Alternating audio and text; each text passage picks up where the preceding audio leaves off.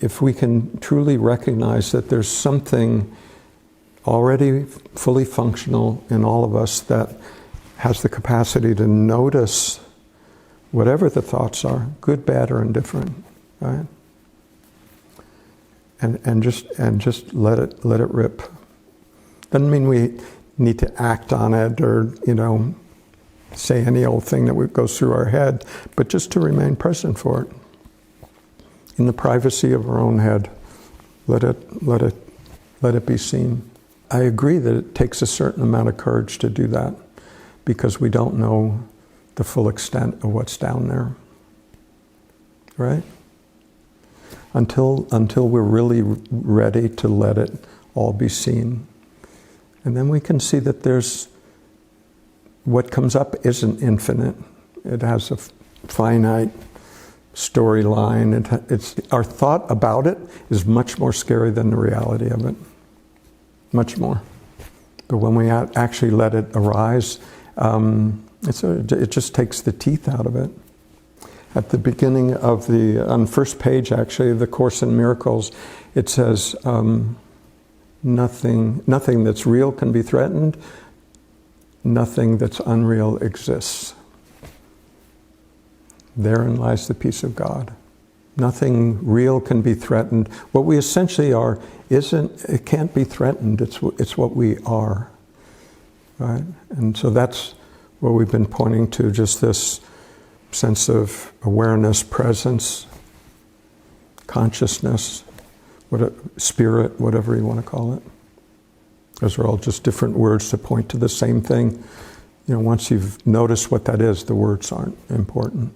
But that which we actually are, this awareness, because it's not of the world of form, it doesn't have the characteristics of everything else that we see.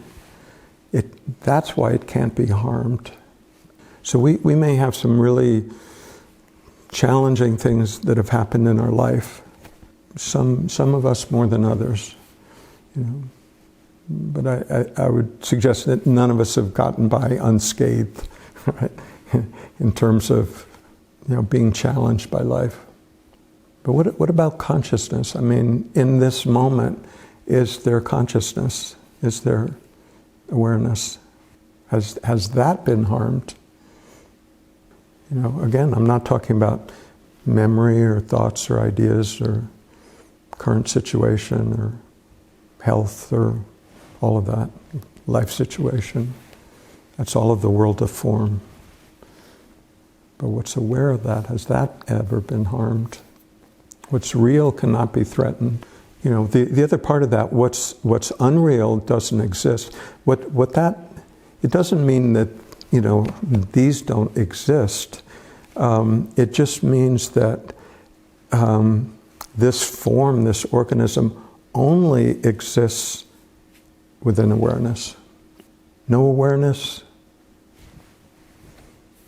We're not trying to deny this existence or, why. I mean, it's amazing, right? But it's good to recognize that it's all occurring within this formless spaciousness that we are. That's what's fundamental. When we recognize that as being our true home, then life can be fully enjoyed, right? The basis of all of these manifestations of fear that we've talked about, the fundamental fear is the fear of not existing. Basically our fear of death, fear of ceasing to exist as a separate person that we know. But spirituality actually goes in the same direction. It's ceasing to exist as a separate person because we recognize that what we truly are is much bigger than that. Formless, spacious, in fact, spacious enough to include the entirety of life. Right? And so when I talk about spaciousness, I'm not actually talking about 3D space, but I mean, what we commonly think of when we think of space. I mean, we could say the space in this room. We could look at it in two ways. One is that when we all come into the room, then there's less space, right? Because these bodies take up a certain amount of space. So we can see space as basically air, right? Air is what's left after it's not being occupied by things. But the other way to look at it is space isn't air, it's just the capacity to contain, so it contains bodies, rugs, ceiling, air. It's what more fundamental than air. It's just that spaciousness within which all of that happens, right? So we can think of awareness in the same way. Awareness isn't what's left over, when, if unless thoughts crowd it out. The awareness is like the spaciousness of this room within which everything that's present here exists, right? Bodies, air, windows, all of that exists within this capacity to contain. So awareness, if we think of awareness like that, even when thought is happening, awareness is present, hasn't gone anywhere. We can spend a lot of time thinking, oh, I got lost in thought, or I was busy at work all day and now finally I have time. But all the while, when you were busy at work, looking at the computer, talking to a friend, all the while this awareness was present for each of those situations.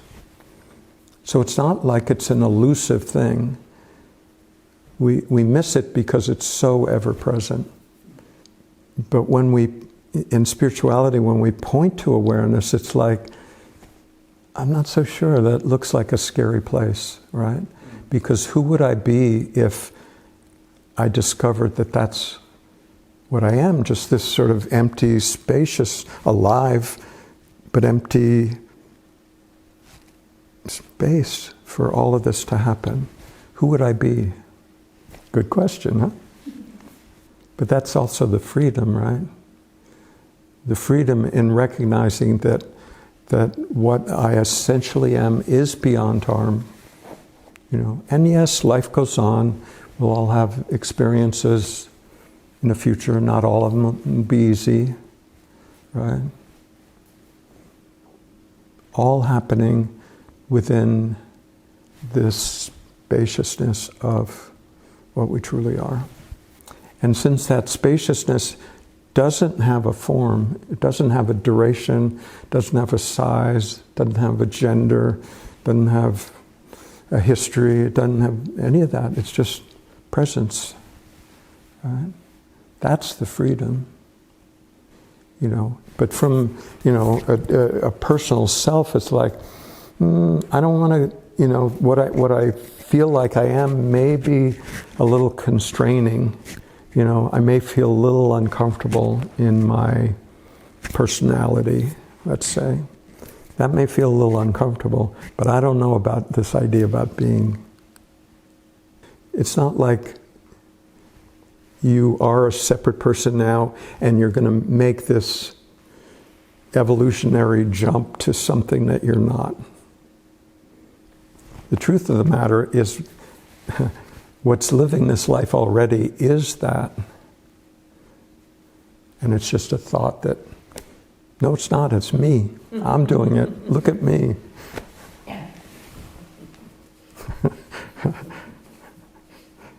So it's not, the fear is I'm going to lose what I am. In a sense, yes, that's true. You will lose the idea that you are a separate person. It's not true. So what we actually lose, we lose an illusion. That's what we lose. But what's real cannot be threatened. Yes. It's just what we are. So the whole journey in spirituality is getting on board with that fact. Not as a belief, that's not helpful. But just sensing into it more and more, just in your own direct experience. Like, I wonder if that actually could be true. You know, I wonder what it would feel like to wake up in the morning and, you know, I'll have a thought go through my head that is, you know, that I once took as fearful, but this morning the same thought goes through. It just, I don't believe it's actually what I am. You know, I know the thought's there, but I just can't believe that is my identity anymore. I see that it happened to this body, yes, but I don't, from the perspective of awareness, it's just, I see it as something outside of myself.